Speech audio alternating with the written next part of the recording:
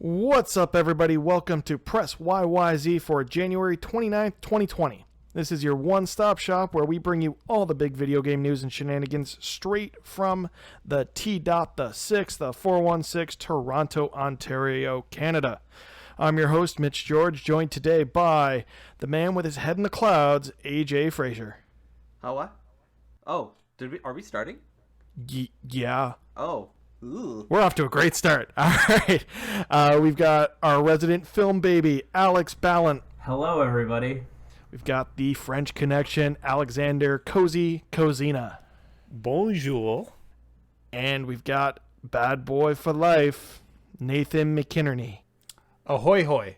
So, how's everyone's week been? I know we're recording a little earlier in the week than we usually do, so not as much time's passed, but what's everyone been up to? I've been busy. I've been busy working a lot of projects. I have not gotten much time to play or see much at all, except I got a chance to play a bit more of Picross Kimono Animal Friends for the Nintendo Switch. It's Picross, and it's based around the anime Kimono Animal Friends. I'm going to be honest, I have no idea what that is. Can you explain it just a little bit? Okay, so first off, do you know Picross? Let's start there. No. It's like a puzzle game. Basically, it's hard to describe here on a podcast, but basically you have a bunch of numbers vertically, you have a bunch of numbers horizontally, right. And based on that, you have to figure out within this grid what spaces you've got to fill in and what spaces to not fill in. It's kind of like a Minesweeper adjacent, I guess. I'd say almost like Minesweeper meets Sudoku meets some sort of picture puzzle. I don't know. It's a blast. Yeah, it's not, and it's also it sounds complicated when you describe it as Minesweeper meets Sudoku, but it's actually pretty simple. And the other part of it, Kimono Animal Friends, is an anime that all right, this is a super long story. I'm going to try to make super short. Basically, it was originally a mobile game. The mobile game bombed. And then it got turned into an anime. Everybody expected that the anime was going to bomb because its animation looked horrible. But then it came out and its heart and message won the anime community over, and everybody fell in love with it. I didn't love it as much, but I sat through all 12 episodes, so that says something. And I was like, well, I would rather play this anime-themed Sudoku than just the, I don't know, hey, it's sea-themed Sudoku. It's construction-themed Sudoku, so I purchased that. That's cool, man. So AJ, what have you been up to? Not a whole lot like usual, but I've actually picked up Smash and kind of fallen back into it a little bit. With the new DLC. Who's your main? My main right now, I'm currently maining Wario. I got pretty decent with Banjo for a little bit, and I really want to get kind of good with like an Ike. I think Ike's pretty fun myself, for me personally, but the new character came out this week, Byleth, another Fire Emblem character. And as it stands right now, it seems like everybody just wants to stand at the edge of a stage and shoot arrows at each other. And yeah, I know you and I hopped into a few games of Smash last night in anticipation of the DLC, and we're just constantly getting our asses handed to us on a silver platter. Oh, we got our teeth kicked in real bad. It was not fun. I have not had a chance yet to check out Byleth, but the way that people have described it is that he/her is pretty standard compared to the other 4 DLC fighters. She's more kind of forward in terms of her moveset. It isn't as gimmicky in the way that, say, characters like Joker or Banjo-Kazooie are. Would you just say that that's accurate, inaccurate?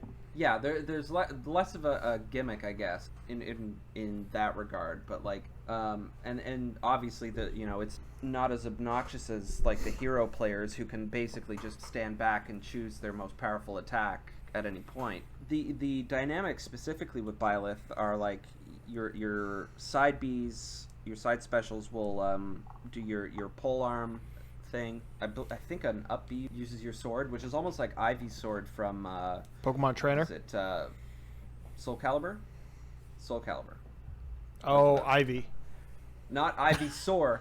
Ivy's sword. You need to enunciate. Yeah, yes. I got to play the character a little bit today. We play a lot of Smash at work, and that up B recovery from off stage is just absolutely broken. It's bad. Like good, like bad broken? No, In like your broken, like good luck knocking someone off a stage when they can recover from essentially off screen below the stage. Yeah. It's there's a few things about this character that break the game, at least the way I play.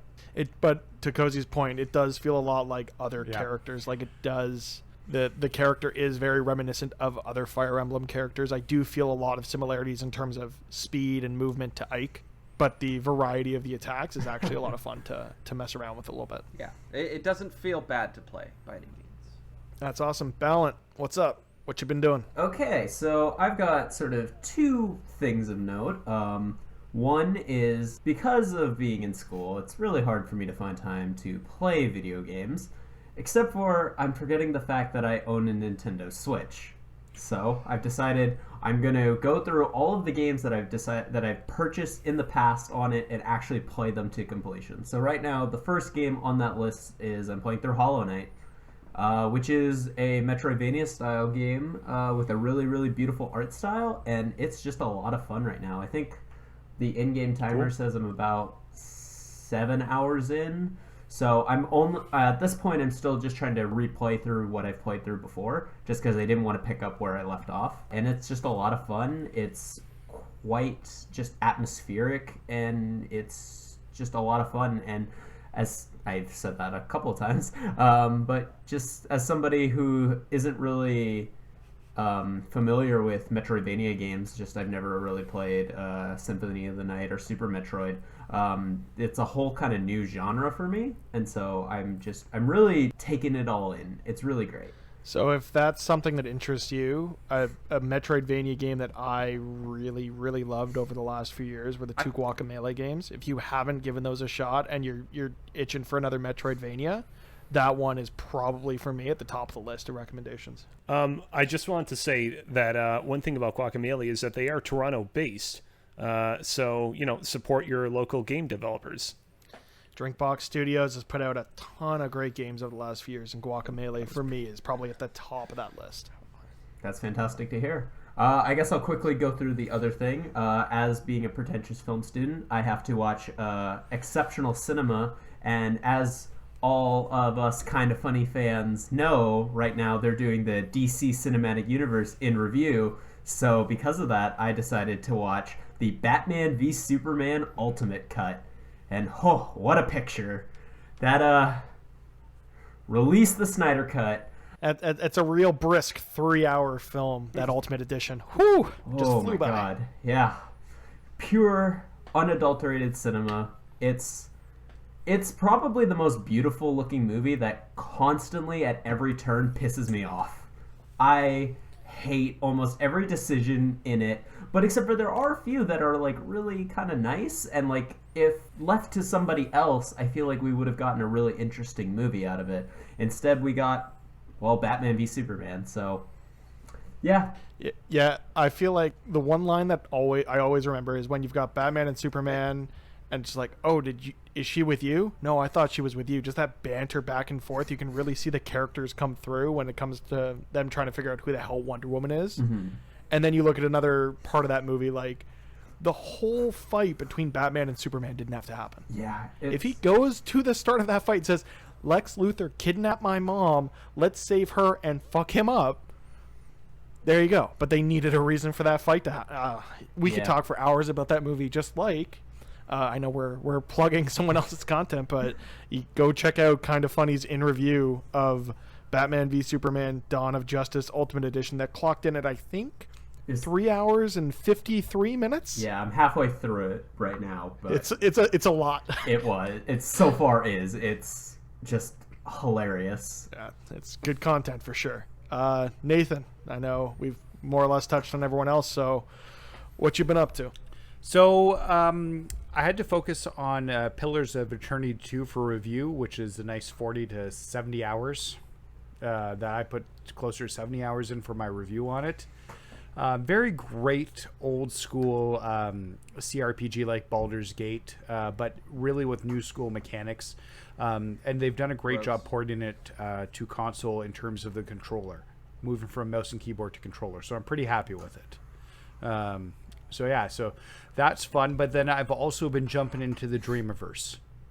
I figure Dreams is coming out of early access soon, and I'd like to get a little more time in with the creations. And I'm blown away by what people. I believe are that's making February 14th, right? That's coming out of beta. Yes, I can't wait for like the media molecule levels and for it to be the official full version of the game. But some of the stuff people are making on there, I'm like, I can't wait till like a year from now when people have more use of this.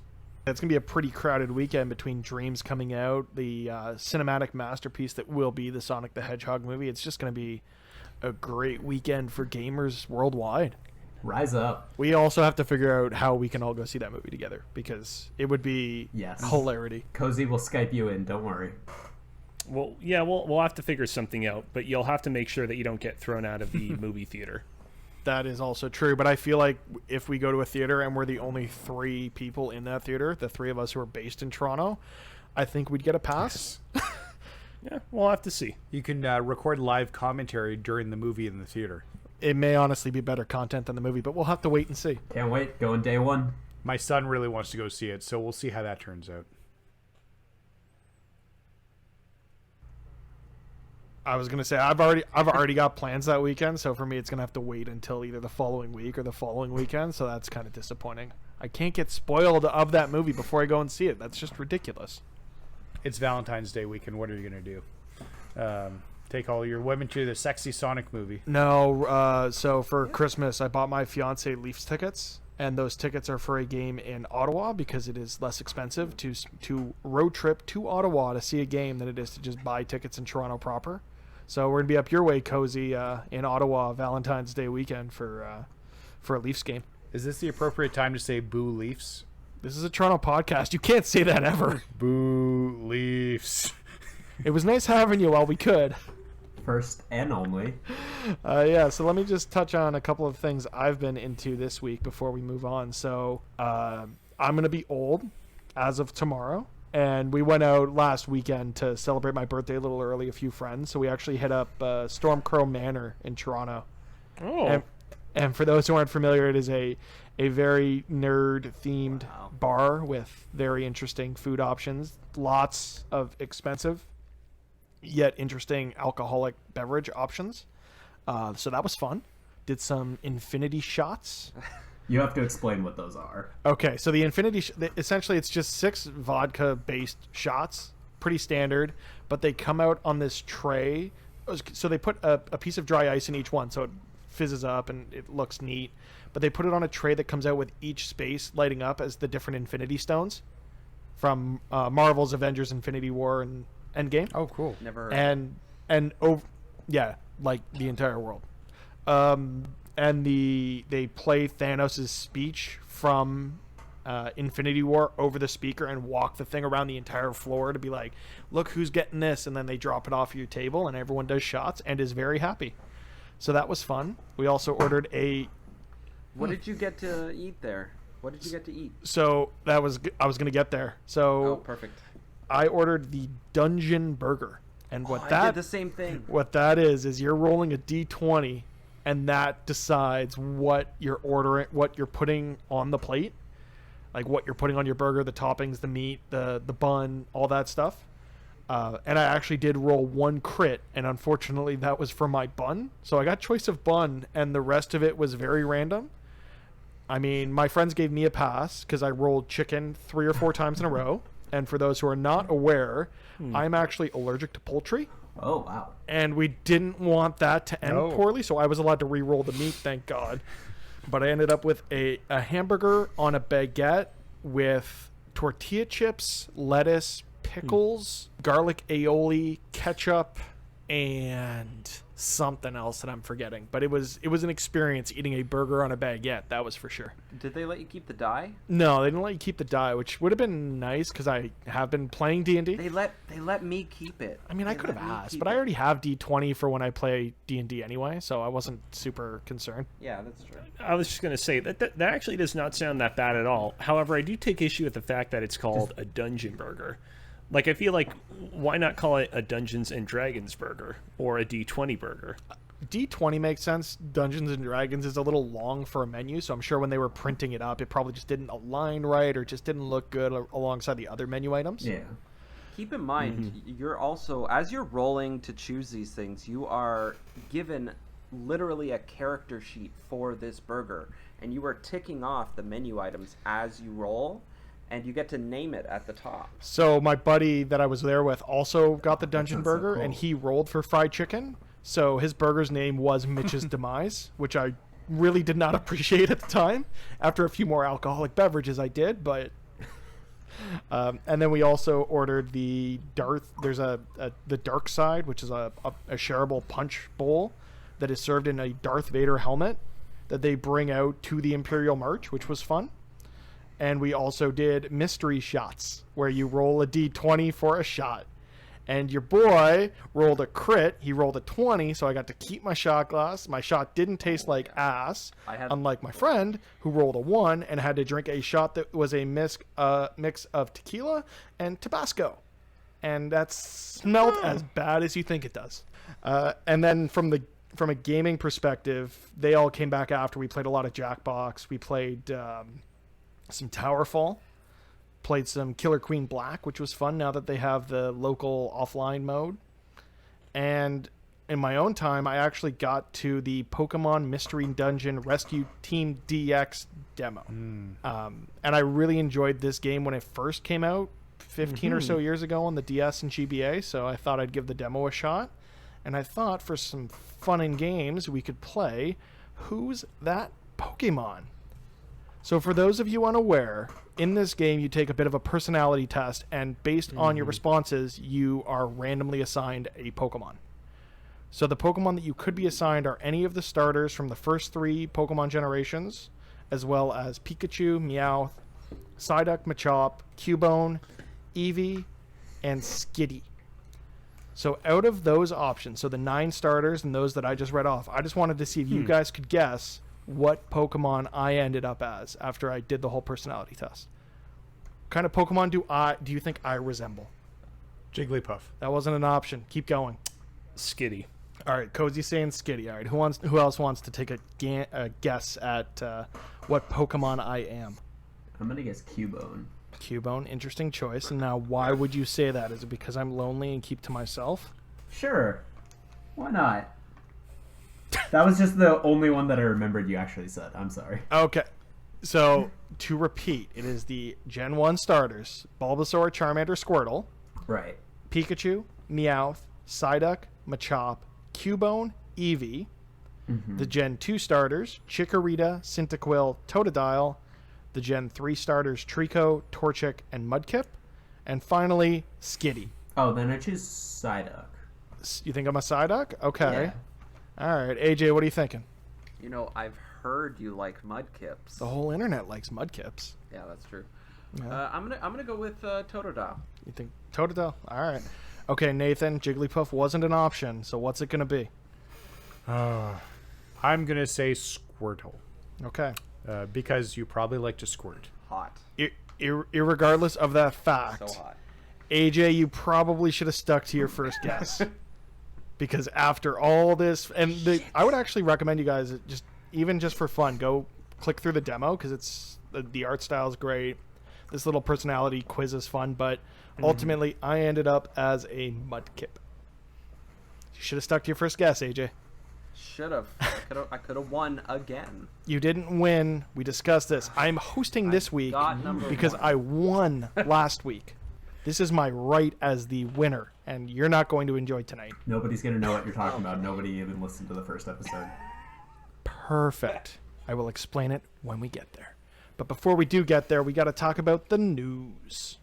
So the first thing that I wanted to talk about is a bit about so GDC released their State of the Game Industry report last week, and there's a lot of really interesting information in there. I recommend anyone go pick it up. Anyone can download it if they want, read through some of the trends that developers are thinking about and where the future of the games industry looks to be going. But an interesting article I did find was from Rebecca Valentine at gamesindustry.biz, titled "Developers are divided on how subscription services will affect game values."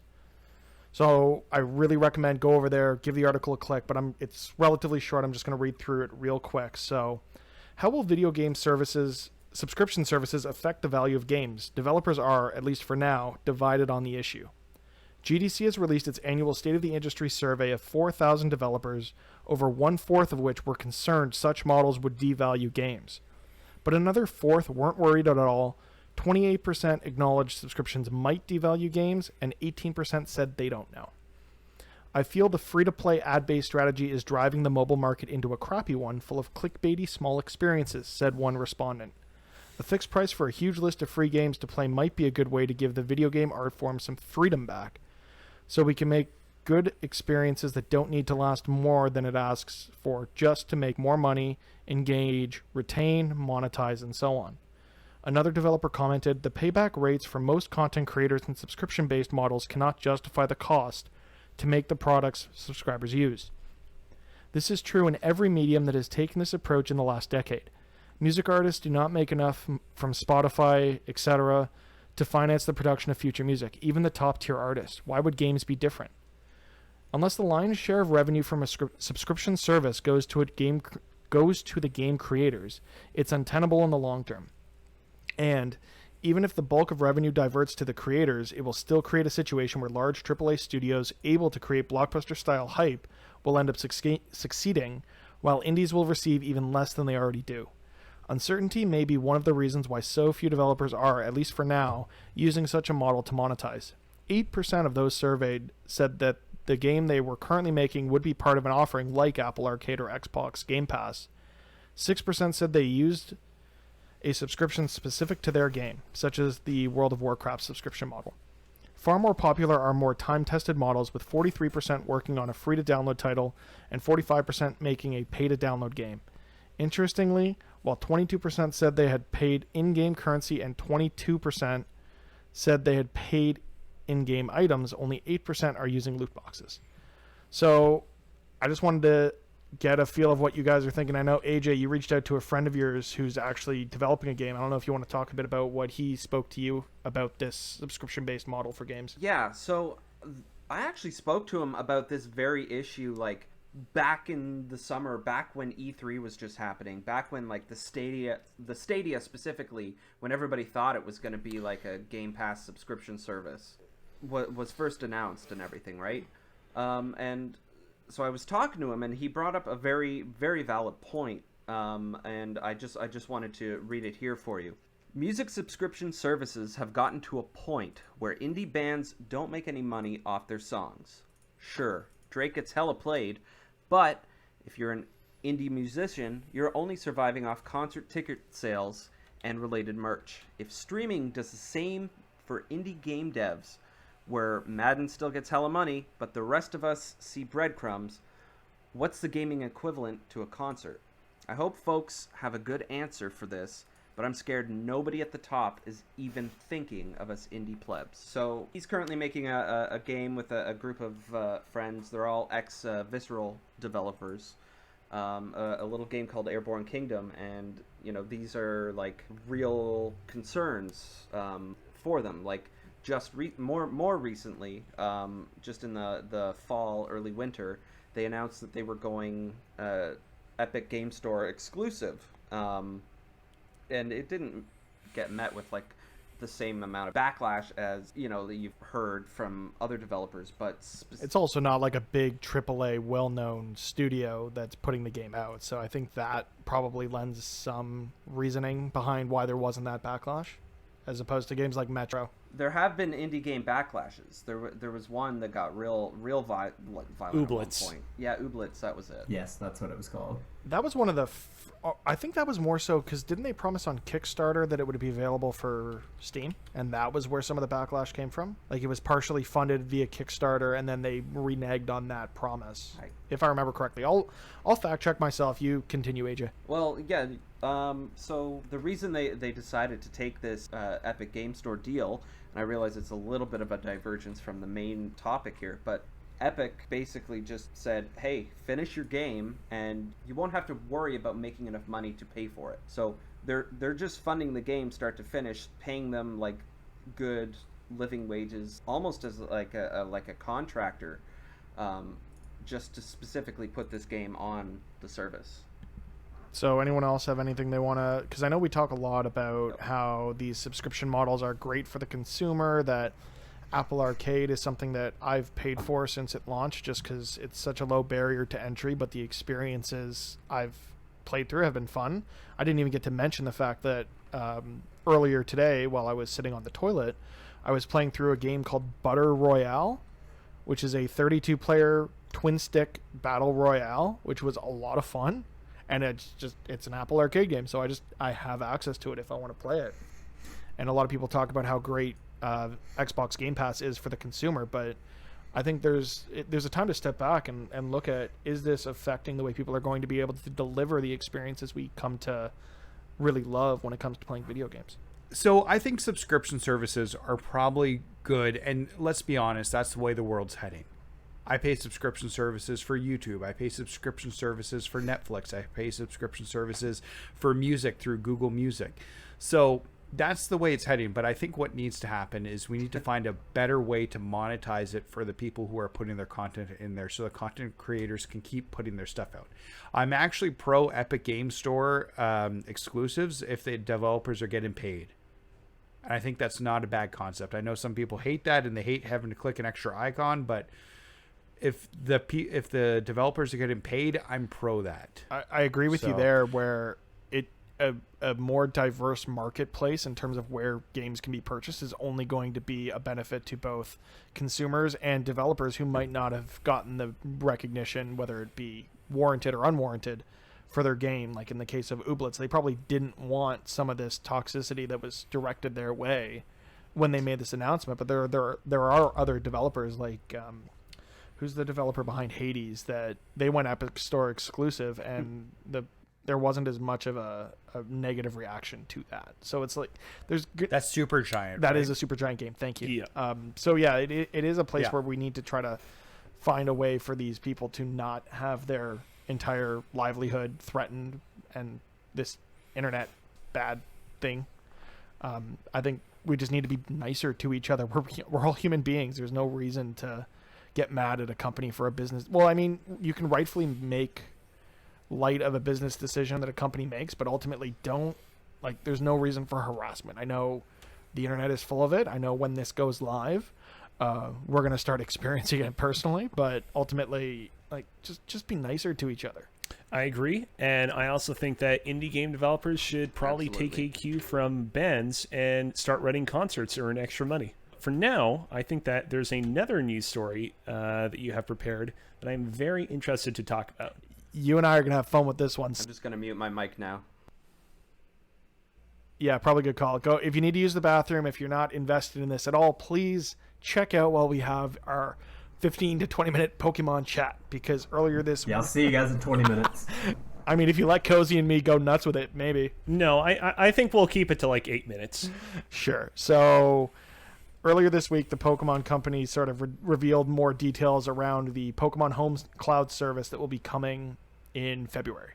So I pulled most of this information from three sources: gamesindustry.biz from James Batchelor's a nice write-up. The first tweet I saw about it was Wario64, so go check out his content. And then a lot of the consolidated info coming from sarahb.net, which is a very long-living, beloved, at least for me, source of Pokemon goodness. So the Pokemon Company has detailed the pricing structure and launch plans for its cloud service Pokemon Home. The system will allow players to store their Pokemon online and transfer them between various entries in the series that they own. They'll also be able to trade with other players via their Switch or the mobile app, which I think was new info here, that there will be both a Switch app and a mobile app for the service. And to begin with, Pokemon Home will only support Sword, Shield, and the 2018 Let's Go games, but will also be able to connect to the Pokemon Bank service, which stores Pokemon from the 3DS games. Pokemon Go support is also in the works, but won't be there for day one. Players will not be able to transfer Sword and Shield Pokemon into older games, nor will a monster transferred from an older game that has been moved into Sword and Shield be allowed to move back. The service will have a free-to-use tier, but a premium plan subscription is also available for fans who want extra functions, such as being able to access Pokemon Bank. Premium subscribers will be able to store up to 6,000 Pokemon as opposed to the standard 30 in the free plan. Trade 10 Pokemon at a time using the Wonder Box functionality as opposed to 3 on the free tier. Host room trades instead of just participating in them. And using a judge function, which is essentially an IV checker that tells them how strong their Pokemon are. So there's also some details on the pricing, but that's still a little up in the air, and I don't think any pricing for Canada has been revealed, so I'm just going to skip over that for now. But it does appear like the mobile app and the Switch app have different pricing options, but we still don't know whether or not that account carries between the two or if you need a subscription on both. I know a bunch of sources have reached out for clarification from the Pokemon Company, and as of recording, haven't gotten any. And as I mentioned, Pokemon Home will be launching in February 2020. So, Cozy, you and I are the resident Pokemaniacs of this podcast. Nathan, I know you played through these games, the most recent games with either one or both of your sons. So, what do we think about this news around Pokemon Home? I mean, first off, I'm glad that we went through this news story because I first heard about it all on Kind of Funny Games Daily, and they were saying there that the free version of Pokemon Home would allow you to store up to 30 Pokemon, and then that the premium would allow you to store up to 60. And I was like, 60 feels incredibly low for 6,000. Right. Well, they said 60 on their show. That's what I'm saying. Or at least I think that they said 60. And when you just said right now 6,000, I'm like, okay, that makes a lot more sense. So that's more akin to the storage limits we saw with Pokemon Bank on the 3DS, right. I believe. I don't remember what the maximum was there, but it was somewhere up there. I'm interested to see, you mentioned how this will allow us to transfer over stuff like, the megas and whatnot. Like, I'm interested to see what that means for the meta of the Pokemon games going forward, because it seems like they were ready to kind of like leave all that stuff by the wayside. And overall, I think it's perfectly fine. Of course, it's impossible for anything Pokemon nowadays, excluding Mystery Dungeon, to not become embroiled in controversy as a result of the recent stuff surrounding Pokemon Sword and Pokemon Shield. But yeah, I think that it's fine for what it is. Yeah, I think a lot of that comes from I think a lot of people are drawing comparisons to the existing service, Pokemon Bank on the 3DS, which, if I remember correctly, is $5 per year. Whereas for Pokemon Home, we're looking at upwards of $15 a year, which for most working adults is whatever. It's another coffee a month that I'm not going to buy that'll let me enjoy this game to its fullest, allow me to bring forward everything that I've had from previous games, consolidate things in one nice uniform place. I'm looking forward to it. I'm cautiously optimistic right now. But Nathan, as someone with younger ones who enjoy these games, what do you think about the idea of more paid services to play with all your Pokemans? So I want to set my expectations up right here for the listeners. I'm a Pokemon master. I completed the gym, and I'm officially a master. So my opinion carries a lot of weight here.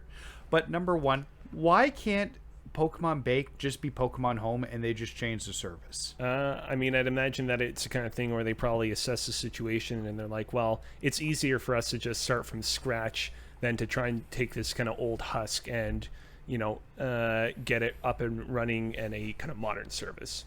Yeah, I know we've talked about this offline, but as like my day-to-day is in software development, and a lot of times rather than trying to force a square peg into a round hole in terms of trying to maintain a more legacy service, it's a lot easier to say, okay, we're going to build this new thing from the ground up, have a way to connect between the two, but ultimately decommission the old one. And it sounds like since they're moving this platform from the 3DS, which give it 2 or 3 more years probably, and there will be zero support for that system from Nintendo officially, to somewhere like mobile, where regardless of phones are going to be ubiquitous, and they have been for the last decade. So to have it be a mobile platform that also has an app for the Switch, all it means is for future consoles, create a new wrapper around these services for that console, but have it plug into the same back-end services where your Pokemon are going to live, whether it be on mobile or on whatever console you're trying to play with them on, essentially.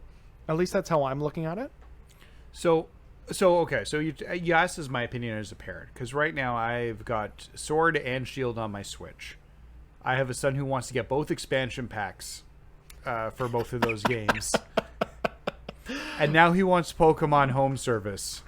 I'm kind of, and don't get me wrong, I know Pokemon is the Pokemon company, it's not Nintendo directly, but Nintendo is kind of starting to bother me with the subscription services they're going through between their mobile, their bare bones online, which, like, don't get me wrong, it's $19 American, but the service almost costs the same amount as a year of Nintendo online service. It would be nice if they're making money hand over fist in Pokemon. They're going to continue making money if they continue to do stuff like this.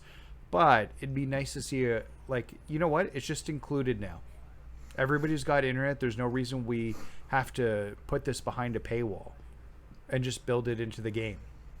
I give them I do agree with your points there. I would argue that since it is the Pokemon company and it is Game Freak, they're not they've got Pokemon money behind them, which should mean they can basically do whatever they want, but they're still ultimately at the end of the day a relatively small studio. So for them to dedicate resources, whether it be something that's being built internally at Game Freak, something that the Pokemon company has sourced out that requires Game Freak to work closely with whoever they've contracted that work to, there's a lot of effort that's going to go into making this service work and ultimately maintaining it over time. If this is going to be a long-running service, you need to keep things up to date, bug fixing, new, honestly, as someone who has dabbled in mobile app development in the past, debugging an app on Android is a fucking nightmare because there's so many different SKUs, so many different models, so many different process. There's the variety of product on the Android platform is just ridiculous to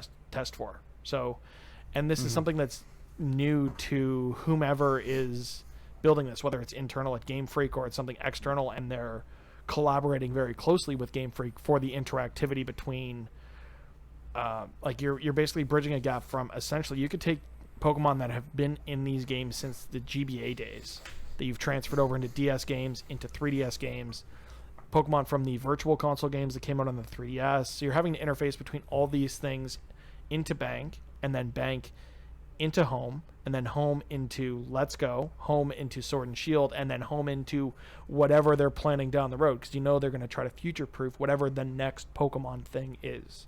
So I give them the benefit of the doubt. It sucks seeing them increase the price. I was hoping it was going to stay a little closer to what they charge for Pokemon Bank, but it's not something you have to always have. I'm interested to see what happens, because I know with Pokemon Bank, if you let your subscription lapse for a certain amount of time, they didn't guarantee the Pokemon you had there would be there if you resubscribed. Maybe this is a case where if you only need it for a month to get everything in there, and then the next time you need to access more than 30 Pokemon, you just resubscribe and do something with it, then maybe that's a solution. We don't know all the details until the thing actually comes out and we can mess around with it a bit. I know I'm looking forward to it, but I'm hoping it's not too anti-consumer.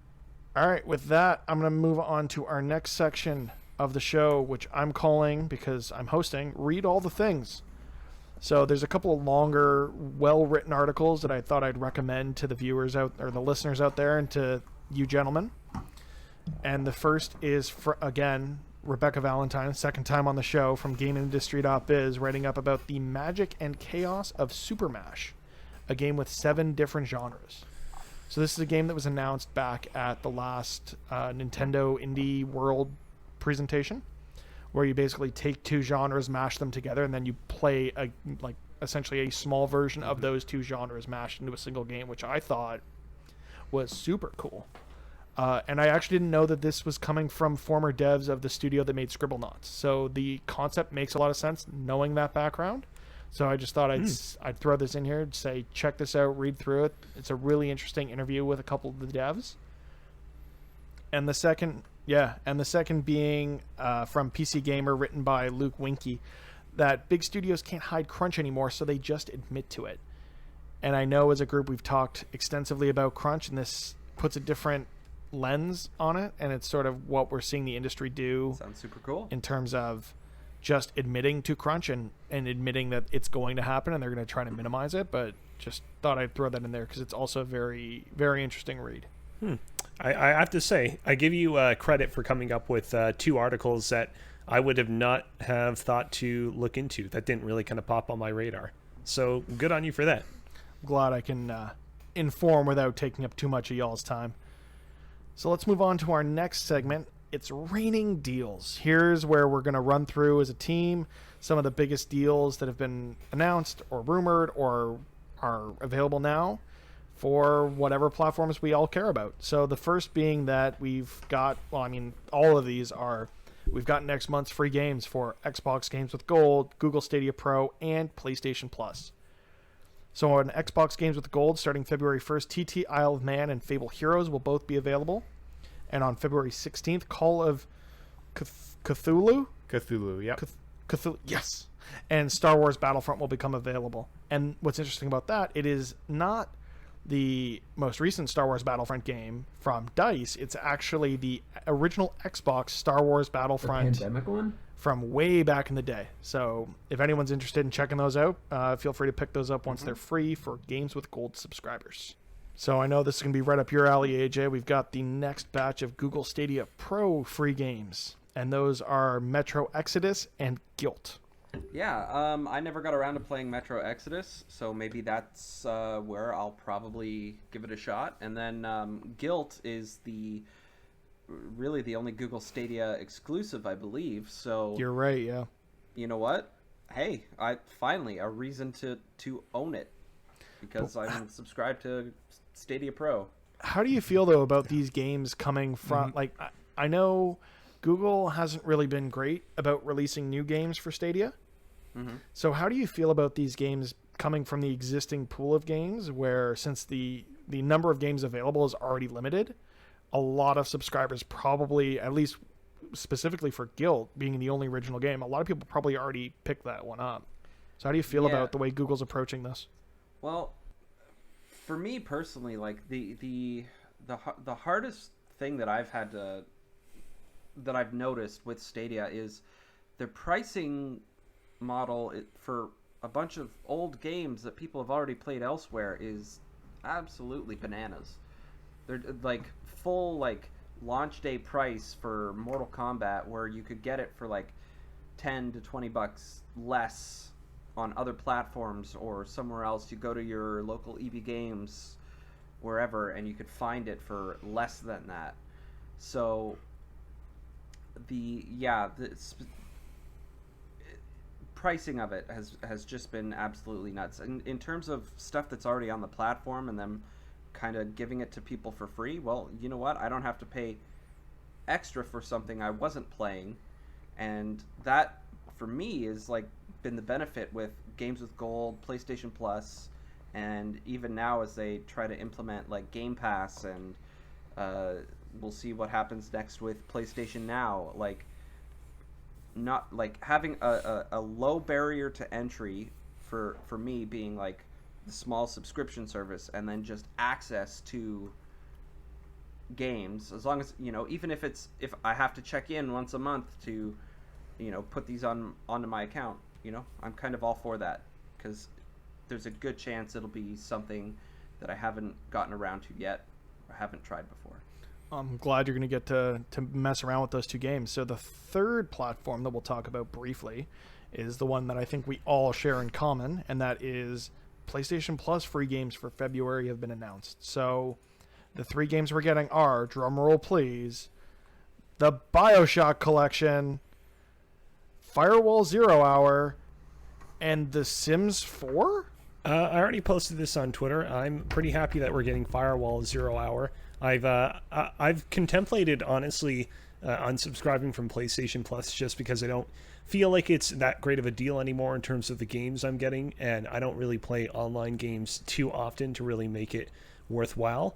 But getting a PlayStation VR game like Firewall Zero Hour, which is by and large really well regarded, has really kind of like put a jolt in my step. I'm really looking forward to playing that. So we talked about a bit before we started recording that I've already owned Firewall. Nathan, you've already picked it up. So I think this might be a good chance for us all to maybe jump into some VR together, give this one a shot. because I know I didn't give it enough of a shot when I first bought it, because I think I got my PSVR last year, I think roughly around Boxing Day, and I picked this up as well and enjoyed what I played of it, but definitely didn't put enough time into it to justify what I paid. So now that it's free, I kind of feel like I need to try to get my money's worth. Yeah, no, I'm excited that they finally have a VR game in there. It's been a while. Like, we went over the history of VR games that have been included on PS Plus before we started, and I think we only found 4. I think it was 3. I think it was Riggs, it was Until Dawn, Rush of Blood, and some horror game that I'm forgetting. Here they lie. And plus the Wipeout games, because they did Wipeout and it has VR mode. Yeah. Honestly, for anyone who picked up Wipeout and has a PSVR, play that game. It is so freaking cool in VR, but I digress. Back to you, Nathan. So, but no, it's exciting to see that. Hopefully they continue to have these behaviors, because it's been a solid minute since they've included a VR game in PS Plus. I want to say it's been over a year. And there's so many great VR games that they can include, especially since they discontinued not that anybody was playing the PS3 games, but the Vita games. I was definitely playing PlayStation 3 games. Hold up now. Even when they were giving you such gems as I don't know, like My Horse and Me and crap that they were just scraping the bottom of the barrel for at that point. I mean, My Horse and Me sounds like a great platinum trophy, so maybe. I was sorry. I apologize for interrupting you guys. I just want to say briefly, like when we would get PlayStation 3 games and Vita games, I'd still appreciate that, because usually it meant that one of those games was also buy across PlayStation 4, so I would also be able to play it on PlayStation 4 as well.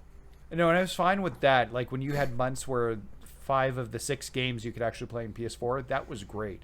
But I think crossplay was getting further and further away, or the crossplay was getting further away as well. But I think this is one of the better months we've had in a minute. Like all 3 BioShock games, which is amazing, a really good VR game, and The Sims. But you can't discount The Sims. Yeah, but The Sims on console. Okay, fair enough. I can't say anything positive about that. I think it was recently. It's not like it's been out on PC for way longer. I think my wife's going to give that a try. Cool. With all that out of the way, we're going to get to what is our topic of the show, and y'all know what's coming. It's time for a little 5x5. Oh, I'm ready. So, wait, I have a question. Yeah. Does the name make sense anymore? Because they're not in the slightest. Okay, fair enough. I'm glad that we're on the same page about that. But let's explain what it is. I will explain how this game is going to work. Everyone is going to get a chance to present 3 picks, essentially, that match the category, and I'm going to rank them because I'm running the show, because I won the test game we had, regardless of what AJ would tell you. So now I had the game in the top place. I think we all won because Breath of the Wild was the lowest on the list. I hate you guys so much. That was my game. It should have been near the top. Cozy, you were wrong, and now it's going to bite you. Let's keep bringing up a thing that nobody's going to hear. I'm the most bitter winner you'll ever meet. He still won. Mitch still won, and he's saying that I was wrong. Yeah, exactly. Yeah. I think it was on the list. It was on the list, that's for sure. It was like in the 11 top or 12 by the end of it. You are all wrong. What is wrong with you? Oh, you're right. No, it didn't score. It got pushed. God, yeah. I went back and listened. It got pushed off the list.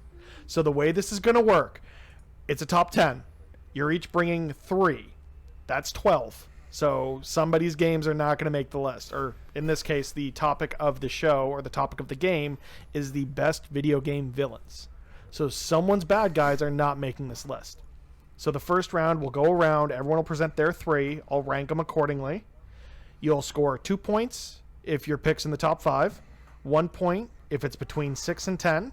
And other than that, it means nothing unless it's Breath of the Wild, which was so underrated in our test show that I'm never going to let that go. So as somebody who missed that episode, just to clarify, Breath of the Wild, which is not a good game, it was at the bottom of the list. Is that what I'm hearing? Doom is not a better game than Zelda Breath of the Wild. I'm just saying that. It's not. Nathan, I think you have an advantage because you weren't on last week, and so he doesn't have a vendetta against you. So that's our round 1. Remember, the host has to be not biased against anyone or their picks. You have to listen to the arguments. You can't hold I a will. bias. Don't you worry. This is going to be... Okay, that's round one. Let me finish explaining the lost game, and then we can piss each other off. So round two. You can... God fucking damn it. Round two. You can pick one of your, in this case, villains, and argue why it is better than one other pick on the list specifically. If I think you're right, I'll put it above it. If I think you're wrong, things stay the same. Round three is the lightning round. I'm going to ask each of y'all to pick a number. Based on that number, I'm going to give you a villain, and you get to argue for it. I put it on the list. I don't. We'll see. Who knows? If we need a tiebreaker, I've got one, and you're not going to like it. Ooh, fun. So, with that being said, Nathan, you are new to us. So I'm going to give you the honor of going last. And just because you like to piss me off, AJ, what's your first pick? All right. Man, that's such an honor that you have the title of pissing Mitch Yeah, off. I mean, Technically it was cozy, but whatever. It's my game. I'm running it however I want. AJ, let's go. What's your first pick? all right. I thought long and hard about this. Best villains have to be deep. They have to mean something. I'm going to present to you a quote from who is the best video game villain of all time. Come on, we don't have all night here. Let's go.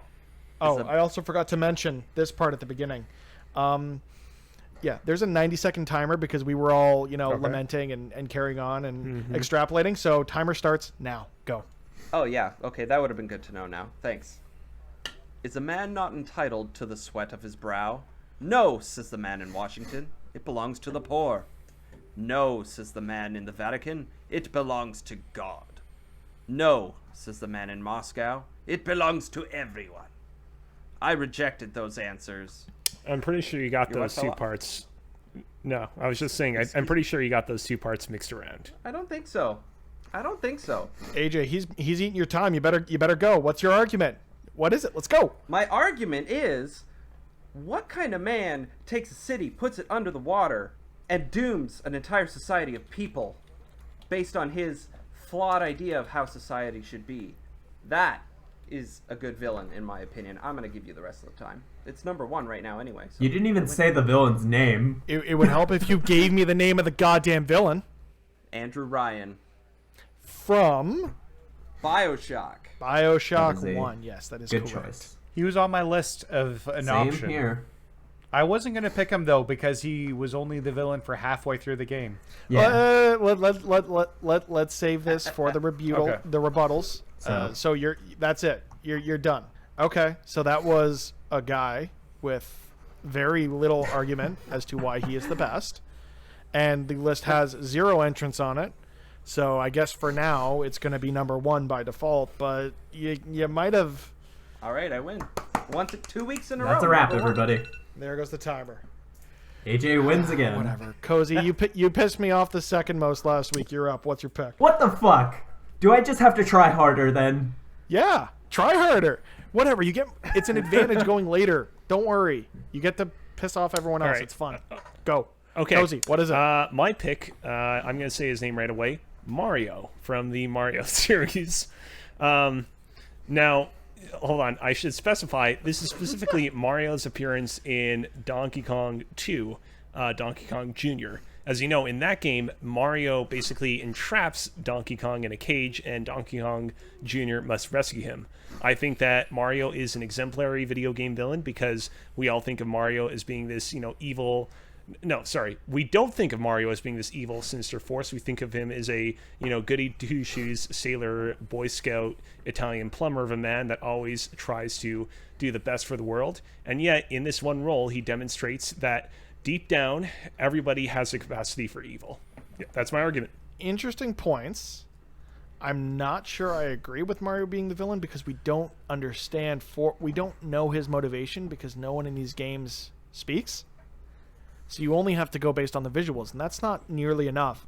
However, that was way more of an argument than AJ, so just for that reason, Mario from Donkey Kong Jr. is going first on the list. Yes. All right, Alex, it's your turn. So what is one of the, if not the, best video game villain of all time? All right. I'm going to go with and I will also say their name just right off the bat, Dutch Vanderlyn from Red Dead Redemption and Red Dead Redemption 2. The reason why I would say Dutch is because I thought he was such a compelling character right at the beginning, because he starts off as your friend. As Andrew Morgan, you are his right-hand man. He trusts you and you trust him. He's always got a plan. He is leading this group of outlaws and misfits, and he's keeping them together. But as the West is starting to fall apart, so is Dutch. And you start to see cracks in the sanity, and he's just starting to lose it. He's starting to say things that are a little off-kilter. That's not Dutch. That's not who I know. And then, just as the game progresses, as Arthur Morgan is starting to fall apart himself because of tuberculosis. Oh yeah, spoiler. So is Dutch, but for completely different reasons. He's losing his sanity. He is deciding, you know what? I'm going to be an outlaw for life. And he just starts, he decides to, I'm not going to go rescue John Marston from prison. And then at the end of Arthur Morgan's story, Dutch betrays Arthur and just decides, I'm going to go be a wilderman. And you know what? I just think it's that progression of downfall that you see in Dutch that I think makes him such a compelling villain, because he starts off one end, and then you see him by the end of the game being he's completely lost it, and you have no choice but to be against him. And then I think that continues into Red Dead Redemption 1, which is a sequel but is the first game. We're going to need to come up with a different countdown timer noise that's more appropriate to the show, I think. That's fine. I just went with the one that was defaulted on my phone because it was the most accessible timer I had. You made some really good points there, Alex. Yeah, that's okay. I appreciate the perspective that you brought around this character. There's one problem with your argument, however.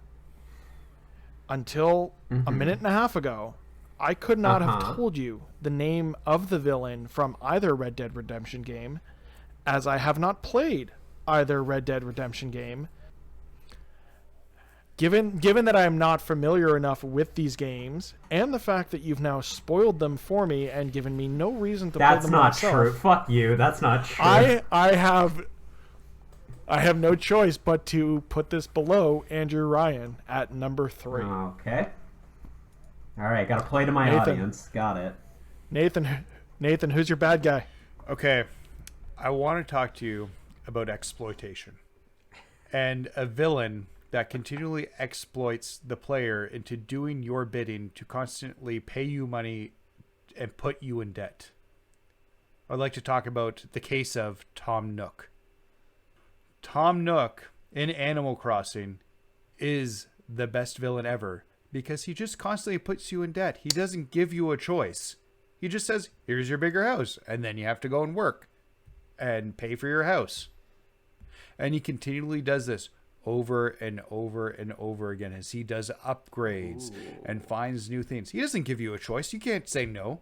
You just constantly are fed that and put into more and more debt. He takes your hard work and uses it to expand his own business empire. As far as I'm concerned, that's what makes him the best villain. Well under time, too. I appreciate that.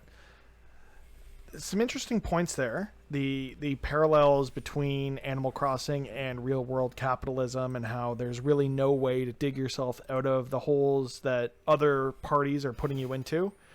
Man, it really hits home for me as someone who is a mortgage holder, who has some debt, concerned with some financial situations coming up this calendar year with getting married. And for that reason, and the fact that Mario, who's not a villain, is at number 1, Tom Nook is our new number 1 on this list. I got to be honest. I feel like, and I'm not going to go on. Save it for round 2. Don't dig yourself a deeper hole than you have to, Cozy. I just want to tease and say I have a very good analogy to make when I make my argument against Tom Nook, but I'll save it. And while we're all looking forward to that, at the moment, I need AJ to give me one of the best video game villains of all time. Oh, boy. Well, seeing as my last description was a bit of a disaster, I tried to be artsy with it. Why don't I try and be a little less artsy? Everybody's familiar with Smash Brothers. When you get through a round of Smash Brothers, you get to fight what is essentially a depiction of yourself playing with toys. You get to fight the Master Hand. However, I'm not going to nominate the Master Hand for this list. I'm going to nominate his brother, Crazy Hand. Crazy Hand comes out of nowhere, unexpected, and is just pure, unadulterated chaos, just meant to fuck your shit up. And that's all it cares about. It wants to stomp on your sandcastle, it wants to destroy everything you love, and it just wants you to not exist anymore. Whatever character you're playing as that gets to fight Crazy Hand in Smash Brothers probably doesn't stand a chance. You could easily take Master Hand, who tries to be calculated but isn't all that smart. Crazy Hand doesn't care. Crazy Hand just destroys. 7. Yeah, you got another time this time. So right, you perfect. almost had me until you played that bait and switch. And while I appreciate the artistry of it, you just gave me a villain from a game series, mind you, that is not even the best villain in said series. And for that reason and that reason alone, even though I don't know Red Dead, it's going at number 5 below Dutch. Unacceptable. My list. Cozy, who's your second pick?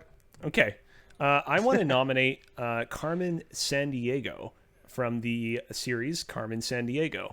I mean, first off, I want to get a little bit of female villain representation on this list. I think that, there aren't really a whole lot of notable female villains in games that come to mind. And I, think that she's a really strong, cool character. She has a great sense of style. And I think that what I like about her is that while she's always, stealing all sorts of cool things around the world and taunting the protagonist of whatever game she appears in and letting them know how, they're never going to be able to thwart her plans, she always leaves a solution to stopping her plans just within the player's grasp.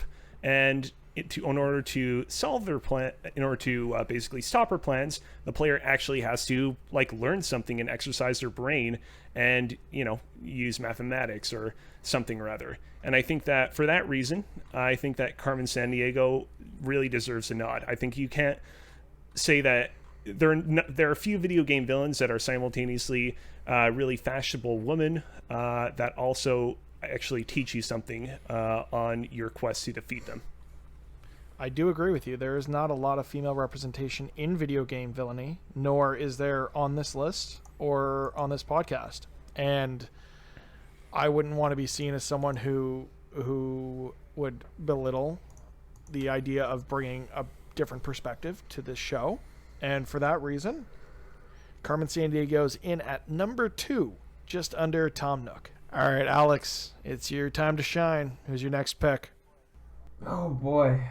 First I've got to say your reasoning for placement on lists are awful. But now time for my pick. I'm gonna pick a character who is already established in other forms of media, but it's his representation in a very specific game series that I think really makes him just such a great villain. And I'm gonna say the Joker from the Batman Arkham series. For one, you get Mark Hamill returning as the voice of the Joker, which he is the Joker, which is fantastic. 2, you get a continuation of the Oh my god. I understand it's overwhelming to speak of Mark Hamill's Joker, but take whatever time you need since I forgot to start the timer. Oh, awesome. Yeah, the Joker is just fantastic in those games. You really get a sense that it's a continuation of Batman the Animated Series with Mark Hamill. And I would just like to bring up the fact that when, as a villain, when the Joker, spoiler again, when the Joker dies in Arkham City, you feel that. You feel this relationship that him and Batman both had, that when he's carrying the body of the Joker out of the movie theater, that this is impactful to him, that this is to Batman, this is a part of his life that is gone now. And then I would say in Arkham Knight, when the Joker returns inside Batman's head, and so you get that dynamic that never goes away. No matter where Batman goes, the Joker's always going to be there with him. I think it was such an interesting idea to have. And I think just it gave Mark Hamill a chance to really ham it up and got to have a version of the Joker that we had never really seen before. One that knows Bruce Wayne's identity, can't do anything about it, but just gets to be with him. So I think the Joker in the Arkham games is just a fantastic version of that character. Now, I know this might be because you had a tickle in your throat or whatever it is, but the emotion with which you presented that argument, it hit me right in the feels. And for that reason, and the fact I've never played an Animal Crossing game in my life, the Joker from the Arkham series is going in at number 1. Guess who's playing to their audience? If you try that again, it's not going to work. Just so you know. We'll see about that. All right, Nathan. Let's finish off round 2 of round 1. I don't know. Whatever you want to call it. Round 2. 1.5. Nathan, who's your next pick? All right, let's talk about something that I think is important to talk about. The cake is a lie. GLaDOS is the best villain in video game history. Killing you and giving you advice aren't mutually exclusive is one of the many great quotes that we have from GLaDOS over 2 solid games. She is evil. She wants to kill you. She kind of wants to help you. And there may or may not be people in the companion boxes that are squished into them. So as far as I'm concerned, there is nobody who is nearly as creepy, but somebody you want to hear more from than GLaDOS. So I like everything you said, except for one thing. You said there is no villain as creepy as GLaDOS. As someone who works exclusively with computers as much as he can in his 9 to 5, I personally take offense to you calling computers creepy.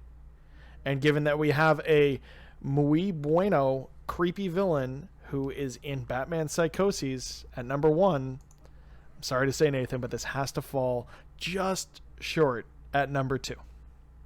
I was going to say, we're halfway through round 1, so let's just quickly run through where the list sits right now. So at number 8, we have Crazy Hand from the Super Smash Bros. Series from AJ. Number 7, we have Dutch from the Red Dead series from Alex. At number 6, Andrew Ryan from BioShock, which was AJ's. At number 5, Mario from Donkey Kong Jr., which was Cozy's pick. Right above that at number 4 was Carmen Sandiego from the Carmen Sandiego games, also Cozy's. At number 3, we've got Tom Nook from Animal Crossing, from Nathan. At number 2, GLaDOS from the Portal series, which was also Nathan's pick. And sitting up there nice and pretty at number 1 is the Joker from the Batman Arkham series, which was Alex's. All right. I still have 2 of mine in the top 5, so I'm perfectly happy. So given that we're halfway through round 1, we're going to switch things up. And the order, we're flipping it. So Nathan, what's your next pick? Oh, I wasn't prepared for this. I know. Wild card. I'm going to talk about a villain who bought a pony made of diamonds just because he's rich. Let's talk about Handsome Jack. Handsome Jack is one of the greatest video game villains of all time. He's hilarious. He's constantly in your ear, making fun of you, telling you terrible things about you. He hits all those hallmarks. But what makes him really good is you kind of care about him a little bit. Just a tiny little bit. And when you get to see Handsome Jack in the prequel, and you see him before he was messed up, it's a really interesting case.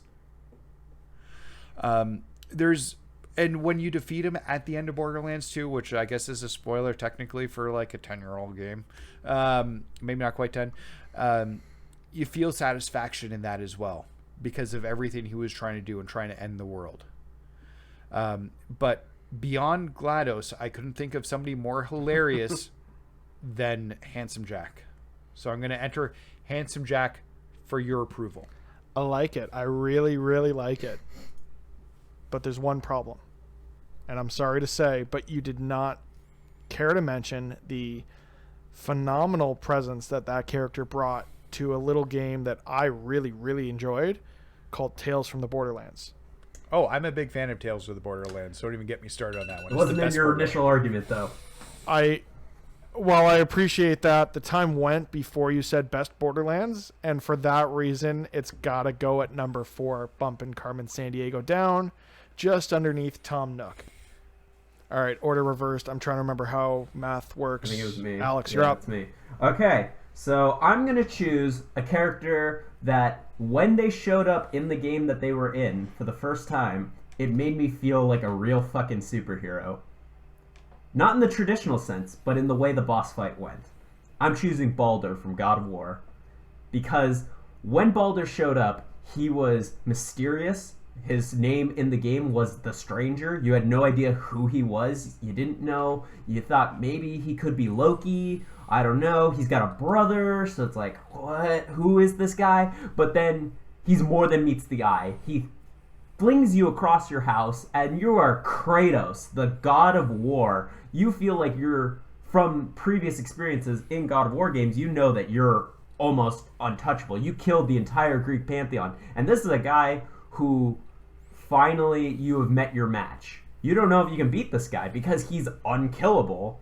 And I think just the story behind Baldur is so interesting. He's a guy who got all of his sensations taken away, because all of his feelings taken away, because his mother just loved him so much that she couldn't bear the thought of losing him.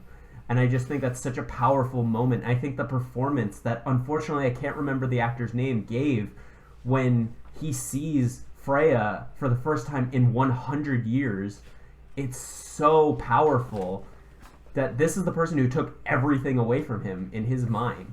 And so I think Baldur is such a fantastic choice. I think he brought such a great presence to the game, and I absolutely love Baldur in God of War. So I really like everything you just said.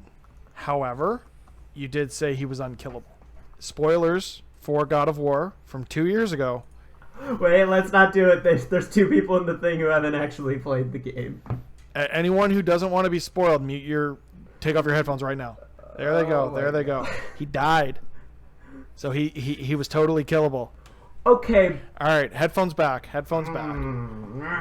This is going to be hard to argue now, because now I feel like I got to be conscious of other people's feelings. So, given that fact, I'm going to wait for our 2 gentlemen who had to graciously remove their headphones.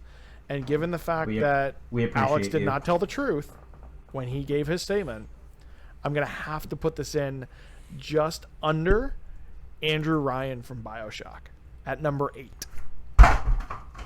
That was me throwing my notebook because I've given up. This is what it feels like. Yeah, it is. Cozy, what's your next pick? The villain that I want to go with my third pick is a villain that has gone by many names. He was known to the Russians as Shalashashka, but most people, or at least most people in the know him as Revolver Ocelot. This is a man that's playing the long game.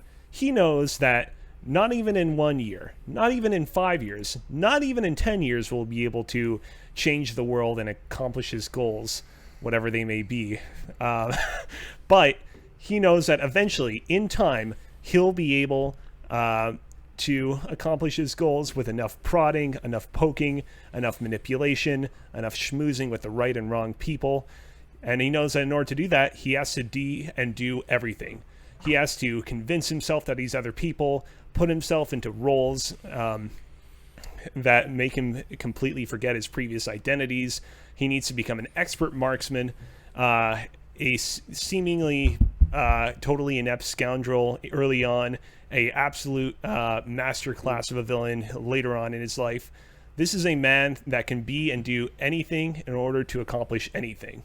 And also, his voice is really, really cool, at least in the original Metal Gear Solid. I thought that as it went on, it went a little bit over the top, but hey, I think that a good villain has his flaws. Well said.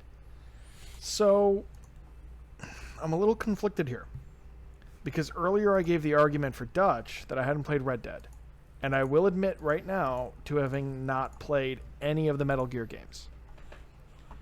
But given that, one, I'm aware of who Revolver Ocelot is, and two, that rousing speech you just gave, plus the fact that somehow Carmen Sandiego and Mario are still on this list, I'm going to have to throw Revolver Ocelot in at number 6. Smack dab between Carmen Sandiego and Mario from Donkey Kong Jr. Also, I realized earlier that when I said we were halfway through round 1, this is the last pick of round 1. I did my maths wrong because we're playing with 4 people this week instead of 3. So, yeah, this is going to be the last game to get added to this list as part of round 1. So, AJ, to take us home, what'll it be? All right. Well, thought long and hard about this, and I think what better enemy in any venture that you would have to overcome than yourself. This is true in real life, and it's also true in video games. I am choosing to put Dark Link on this list from The Legend of Zelda. Dark Link being specifically a mirror image of yourself, a representation of your overconfidence to get to the finish line. The final obstacle that you have to overcome in the second Zelda and in a few other locations in the Zelda series. Nothing compares to having to have the willpower to defeat your internal demons, and having Dark Link represented on this list would be an absolute must, in my opinion. Cool. So I really like what you brought with regards to how the character is just a representation of everything wrong about yourself in this universe. I mean, it is hard to quantify a character that doesn't speak compared to some of these other really well-versed, well-acted villains. But there is at least one that I don't know what their voice sounds like, so I have no problems with putting this above it. So Dark Link from the Legend of Zelda series is going to slide in at number 5, just ahead of Carmen Sandiego. Whine all you want, that's how the list looks. So after round 1, just outside of our top 10, we've got Crazy Hand from Smash Brothers and Dutch from Red Dead. At number 10, we've got Baldur from the God of War 2018 game. Number 9, we've got Andrew Ryan from BioShock. At number 8, Mario from Donkey Kong Jr. somehow. At number 7, Revolver Ocelot from the Metal Gear Solid franchise. At number 6, we have Carmen Sandiego. At number 5, we've got Dark Link from The Legend of Zelda. Number 4 is Handsome Jack from Borderlands. Number 3 is Tom Nook from Animal Crossing. Just missing out at number 2 is GLaDOS from Portal. And our number 1 best video game villain is Joker from the Batman Arkham series. I'm just trying to quickly eyeball what the points look like. It doesn't look so good for AJ and Alex. They got a couple outside the top 10. Nathan's looking real good there. Beginner's luck. So just based on that, for round 2, I'm going to do my best just by eyeballing it and going in the reverse order, starting with whoever I think is leading and doing the best job so far, and finishing with AJ. So, Nathan, for round 2, you can argue any game that you brought to this list should be better than any other game on this list. And by game, I mean villain. So, Okay, have at it. let's talk about why GLaDOS should be above the Joker. Now, let's start off with, I love the Joker. Mark Hamill's interpretation of the Joker is awesome. Right here, I have my copy of Batman Beyond, Return of the Joker. It's a fantastic movie. And it's a movie. Let's not mix up characters outside of video game media and put them above characters that are in video game media. The Joker maybe should be on the list, but should he be number 1? GLaDOS needs to be elevated and take the place as the rightful best villain. There's no question about this, and it's a travesty that it's still sitting there bothering me, looking at me, staring at me. Let's fix this and fix this right now. I'm good. You're good. That's good to hear. So, Alex, given that Nathan's gunning for your number one spot, tell me why the Joker is, in fact, a video game villain and why it deserves to stay at the number one spot. Well, for one, he's in 4 video games, at least in this franchise, in the Arkham series. Actually, he's in more if you count Arkham VR and the Escape from Blackgate game. I would say his performance from Mark Hamill is fantastic. I would say his performance from Troy Baker is fantastic. I would say Nathan's argument is almost invalid because he starts off saying, one, that he loves the interpretation, and also then he brings up a movie, and I'm talking about the performance of him specifically in the Arkham games. I think also the Joker in these games brought a whole new side of this character that we didn't really get to see before in this series, and I think just if you think of interpretations of the Joker, you think of the Arkham games above most other interpretations, and I just think that though GLaDOS is okay, I will stop my sentence there. That's okay. Finish your sentence, because I forgot to mention that you're only going to get 30 seconds for your rebuttal. I would say even though that GLaDOS is a character that came from a video game, I would say the Joker is a definitive video game villain who deserves to be at the number one for his impact on that character. Well spoken. And something that really stuck out to me about Nathan's argument was arguing that the Batman Beyond movie is a good movie. And while I love Batman, I don't think it's that good. So we're leaving things as they are. Joker stays at number one. I'm not complaining, but also Return of the Joker is awesome. Yeah. Did you watch the uncut version? I probably should. I just haven't gotten around to it because, life and things. So if I'm looking at this list, and I already said AJ's going last, then I believe, Alex, it's your chance to redeem yourself. What here needs to be higher? And I'm just going to give you a hint. Don't pick Dutch. Don't worry. I'm not going to make that mistake. Even though I do disagree with you, I know I'm not going to win that fight. Disagree all you want. This is my game right now. That is why I am going to pick Baldur. I think Baldur deserves to be higher.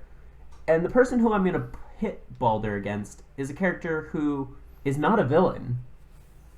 Tom Nook is not a villain. Tom Nook is a legitimate businessman who decided to take a chance on a new villager in town, and you know what? It's not his fault that you fucked up. It's not his fault. He's a legitimate businessman, and you know what? He deserves his bells. He deserves his money.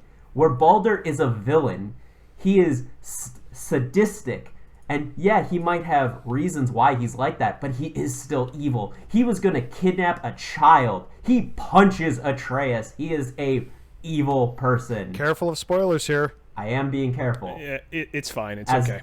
As best I can, I am being careful to not directly spoil things. But Baldur is an evil character where Tom Nook is just trying to make a living, man. That's all I got.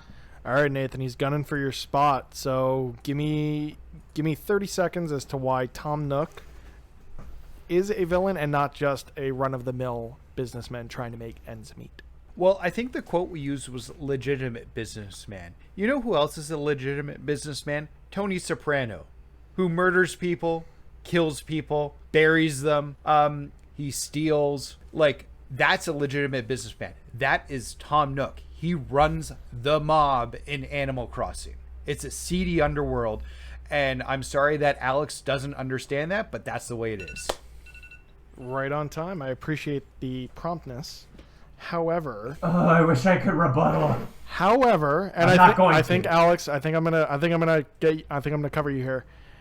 Your previous argument for why Joker should be moved is because he is not a character from a video game, and you just brought up another television and film-based character to argue your point.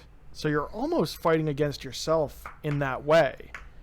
And given the fact that you mentioned Tony Soprano and not Tony Soprano from the phenomenal PlayStation 2 game The Sopranos, leaves me no choice but to put Baldur above Tom Nook at number 3. Shake your head all you want. It's there. That's my list. It's in there. So, sorry. Cozy, what's up? How you doing? I'm doing well. I'm doing good.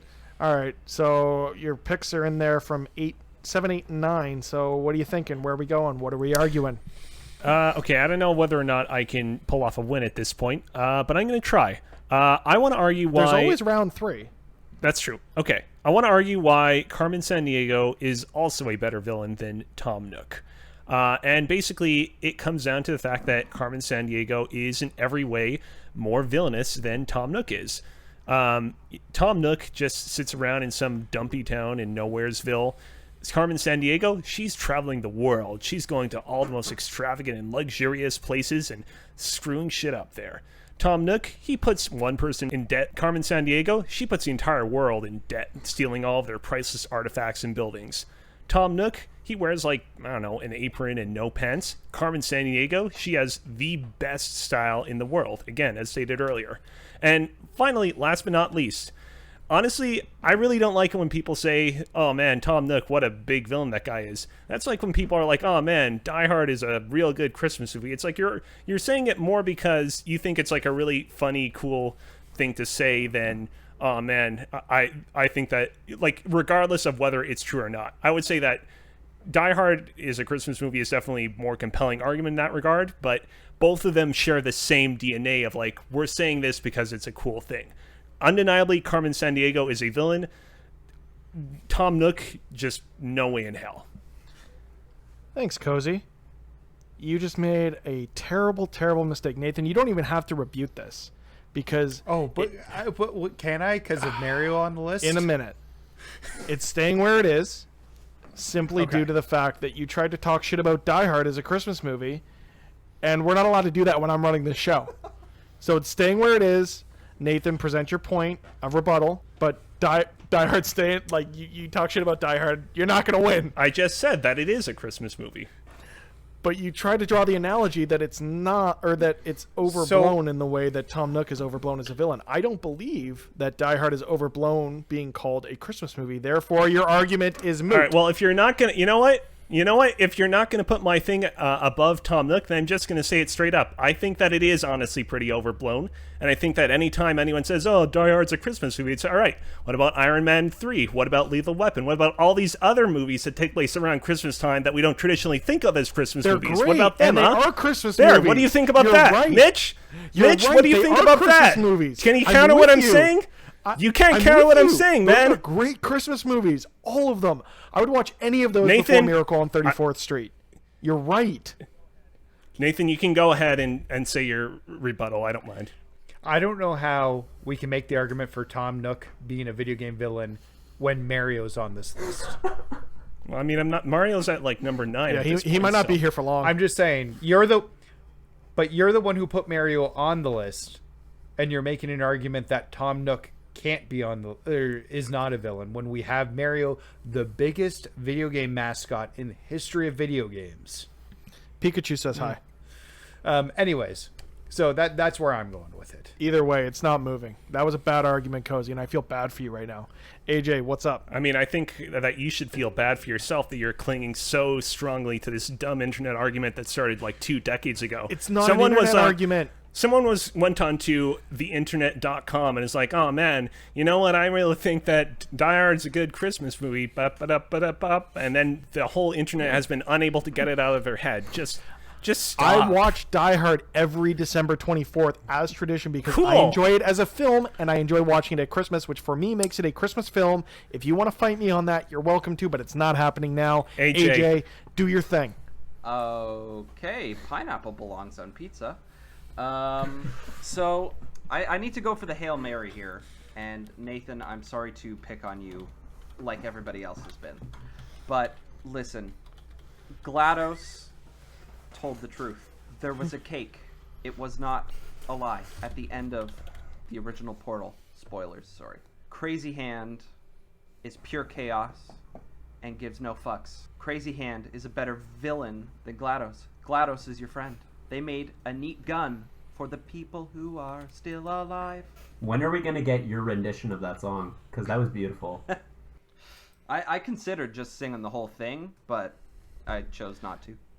tangent, but the fact that that was included as a free download in, what was it, Rock Band? I don't know if it was Rock Band 1 or Rock Band 2. Rock Band 1. I friggin' love that.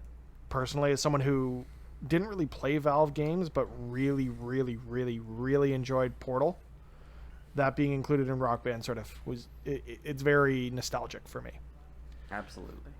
So Nathan, he argues that GLaDOS is not a villain and that Crazy Hand is the better villain. Tell me why he's wrong. So I'm not a big Smash guy, but as far as I can tell, Crazy Hand's a hand that appears at the end of the game. And there's been a lot of stuff put around to make Crazy Hand seem cooler than he actually is, but he's not. GLaDOS is constantly, throughout the entire series of Portal, talking to you and being present with you in the game, making your life worse. It by far, or she by far, is the best video game villain. Also, we need women representation on the list, so don't move it. Yeah, and that's why she's still on the list. And AJ, I tried to warn you. Crazy Hand isn't even the best villain in his own game. We're arguing specifically. We're not arguing number 12 versus number 2. We're arguing Crazy Hand versus GLaDOS. I know you're going for it. But villain. It just was. You know whose motivations are more memorable, whether or not you believe they are the true villain of the franchise. That between GLaDOS and Crazy Hand. I remember what GLaDOS did. Crazy Hand just flops around like a fucking idiot. So for that reason, nothing's moving. And you've done this to yourself, and I feel bad for you. It was a Hail Mary. Yeah, I appreciate you going for it. It was the wrong call. So as the list stands, Best means goodest, which means whatever. Least bad, which means I'm winning again. Yep. So the only thing that's changed since the end of round 1 is that Boulder has moved up from number something, I don't care, to number 3, something like that. So as the list stands, it's the exact same thing as it was at the end of round 1. We've just got Boulder now at number 3. So my round 3, because each host is going to have a different way that they want to play this game, is I've got, oh God, you guys didn't take anything off my list. I've got 18 villains in a list that are probably better in most ways than those that are on this list. You're not getting any rerolls. You're not getting nothing. I want each of you in the order that we're gonna figure out order in a second with a random number generator, and then you're just gonna pick a number between 1 and 18, and we'll see what you get. So, oh man, I can't wait to get Hans Gruber. Not a video game character. There was a Die Hard game, Sure, PlayStation 1. Yeah, there was also on the NES as well. Okay, well, I was born after that game came out, so I probably don't remember it. So, just give me a second to get set up. All right, so I want a number between 1 and 4. And based on my random number generator-ness, Cozy, you're up first. So give me a number between 1 and 18. 16. Oh, it's a good one. You're going to like this one. So the villain I need you to argue deserves a place on this list is your friends in Mario Kart. You know, I was very tempted to actually note it down as one of my answers. I mean, why are your friends such assholes at Mario Kart? Well, why are they one of the worst villains of all time? Because they will not hesitate at a moment's notice to completely knock you into last place. These people, it's what I was saying earlier about how, you know, with Mario, where everybody has the capacity for evil inside them. When you're playing Mario Kart, that is evidence times 1 million. The moment that they get their hands on a shell, on a banana peel, on anything that can mess your day up, to you are just a number. And that number is a number 1. And they're the number -1. And they're reducing you to 0. That was beautiful. And based solely on the fact that you had to present the idea that they are the embodiment of evil inside you, that hits home much more to me than another argument that was made of a similar vein. I'm going to have to put this in at number 6, just above, sorry, AJ, but Dark Link. Oh. Man, you might as well have just put mine at the one below that so I could have the complete Cozy Power Hour. You might not be saying that in a minute. All right, so out of the 3 that remain, Nathan, I need a number between 1 and 18, that is not 16. If you give me 16, you get nothing. Let's go for lucky number 13. Oh, actually, it's we're going for 13. You're going to love this one. And I don't care if you've played the game or not, but you need to argue to me why Master Xehanort from the Kingdom Hearts franchise is one of the best villains of all time. Well, number one, his name's Master Xehanort, so that's cool because everybody knows what a Xehanort is. I mean, it doesn't have any special significance in the series. He makes nerds happy, and that's a bad thing. Kingdom Hearts is incomprehensible, and by that definition on its own, it has created a terrible, hard-to-understand video game series that just confuses people, and you need a encyclopedia to understand. That is why Xehanort's a good villain. If I showed you 3 Kingdom Hearts characters next to each other, do you think you could pick Xehanort out of the 3? Yeah, I probably could. I played number 2. Okay. So that's pretty impressive. Given the fact that you're totally right in the fact that this game series is incredibly convoluted, and I had to watch a YouTube recap before I played the 3rd one, I'm going to have to say that Master Xehanort is definitely a better villain in what he's made people think and live over the last decade than Carmen Sandiego at number 8. You know, if you had given me Master Xehanort, I would have also argued for him really well, and I could have honestly given him an actual argument. That's great, but you didn't pick it, so too bad. So sad. All right, I've been picking on you, so I'm not even going to go to the random number generator. AJ, give me a number. Hey, Google, pick a number between 1 and 18. Here's a random number, 10. Number 10. This should be fun. AJ, tell me why.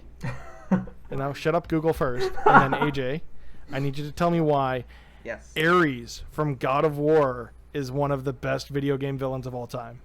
And this is PS2 God of War, not any of Alex's hoity-toity 2018 God of War. Oh, boy.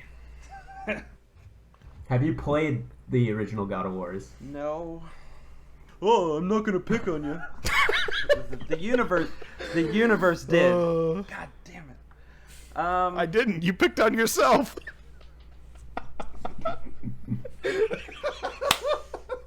Ares, really fucked up Wonder Woman's day, didn't he?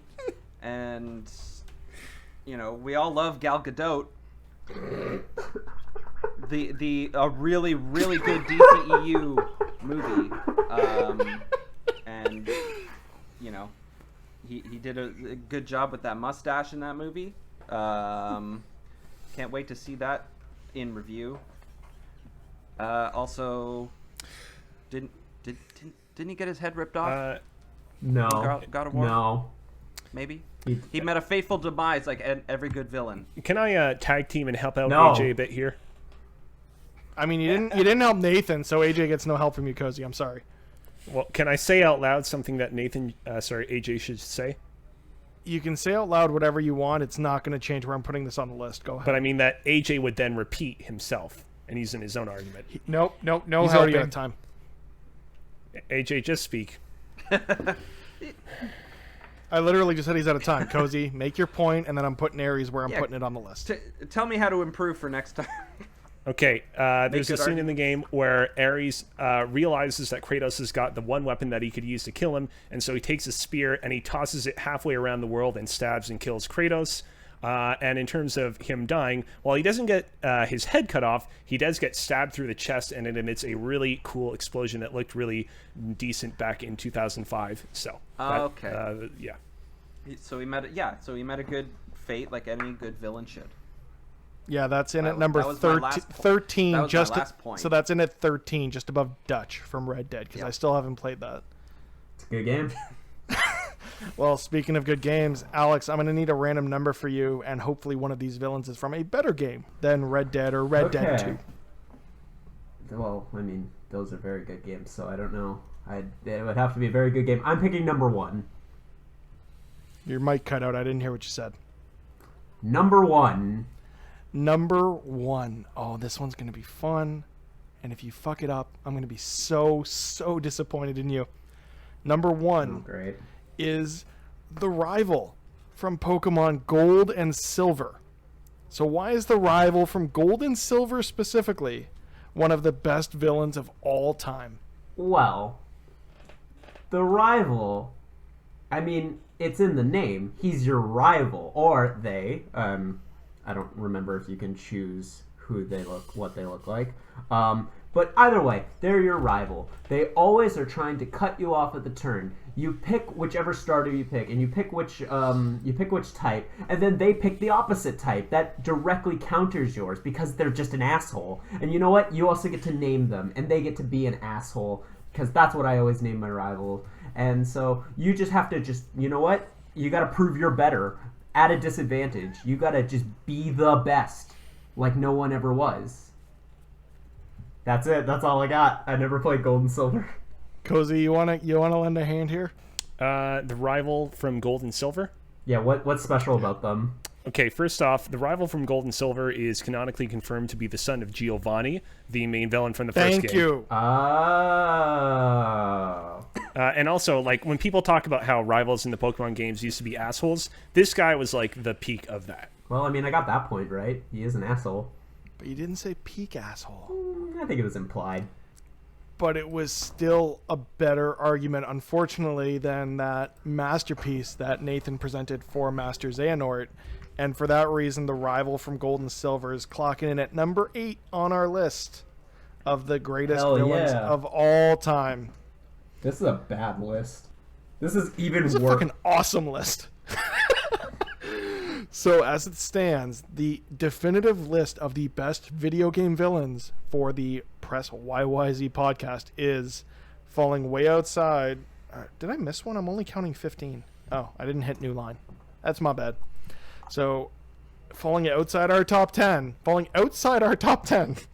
you have Revolver Ocelot, Mario from Donkey Kong Jr., Andrew Ryan from BioShock,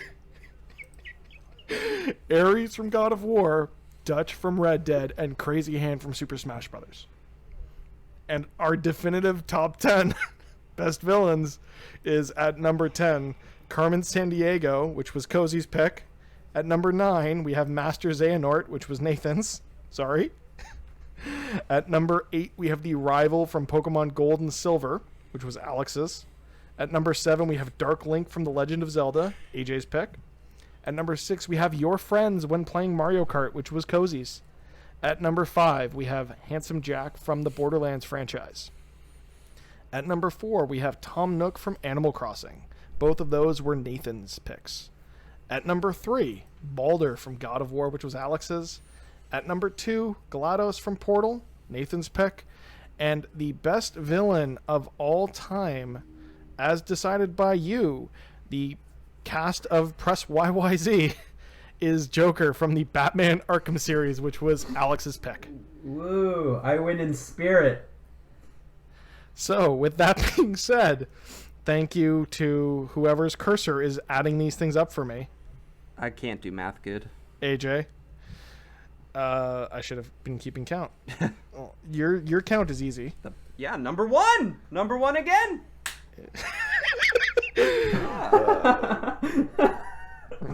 Yeah, this is golf rules, right? Lowest points win. That's how, yeah. Lowest on the list. Yeah. So as things fall, in 4th place we have AJ, obviously. In 3rd we've got Cozy. In 2nd we've got Alex, and winning today's game of 5x5, named TBD, is Nathan. Beginner's luck. You know, congratulations to Nathan. I will be very cordial, but I'm looking forward to hosting because I think he'll do an okay job. Yeah, as I was saying, you know, congratulations on the win, and you know, I hope you look forward to hosting the show next time. I can say from experience that you're not going to enjoy it after the fact, because then everyone's going to be really pissed off at you, and they're going to try to screw you over the next time you play. Cozy, I liked your picks. Unfortunately, the other ones just pushed him out of the way. What can I say? Are you sure about that? There was no color to your opinions? No color to your opinions at all? No, I legitimately did. Other than the diehard argument, there was no color to my opinions whatsoever. You brought there was a bit of color to your arguments. You brought Carmen Sandiego and Mario to a villain fight. All right, everybody. You've been listening to the YYZ podcast. I'm Alexander Kazina. You can follow me on Twitter at AlexKozina, AlexKozina, and also on Twitch at twitch.tv/CozyBearLive, KOZIBARLIVE, which I'm about to go on live right now, which is why I'm trying to speed things up here. Sorry. The rest of you, nah, that's not a problem. It's okay. I'm Mr. Mitch George on all the socials. Turkey Trauma, based on the earlier story, on PSN and Xbox Live. And if you want to follow anything that Kinda Funny Toronto's doing, you can find us on Facebook at Kinda Funny Toronto or on Twitter at Kinda Funny TO. And I am on Twitter, blatantly Alex, or it's blatantly_Alex, and on Instagram, just blatantly Alex. I am _NMAC, NMAC, on all the socials and my PSN. Please check out my work on ps4blog.net where I do reviews, and they're posted. I am at Times Hero on pretty well all the things. Check me out. Great. And until next time. We'll figure out a better outro phrase. Yeah, until next time. We'll talk to you guys soon. All right. Until next time, I love you.